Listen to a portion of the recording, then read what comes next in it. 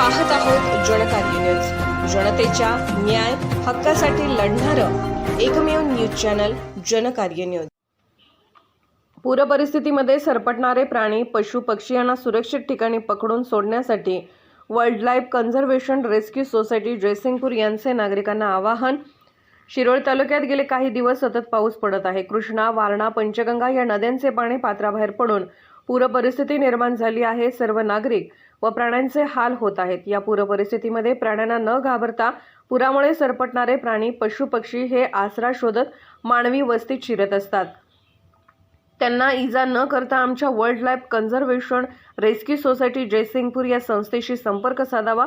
आमची संस्था तातडीने तिथे पोहोचून त्या प्राण्यास किंवा त्या पशु पक्षीस रेस्क्यू करून त्यांना सुरक्षित स्थळी सोडण्याचे कार्य करते।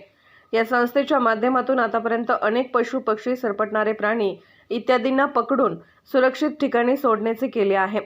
World life conservation rescue society ही टीमचे सर्व मित्र सदैव तुमच्या सेवेसाठी उपलब्ध आहेत।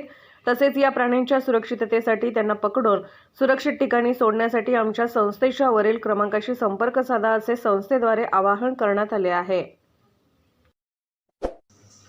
जनकार्य न्यूजला लाईक करा, शेअर करा आणि सबस्क्राईब करा।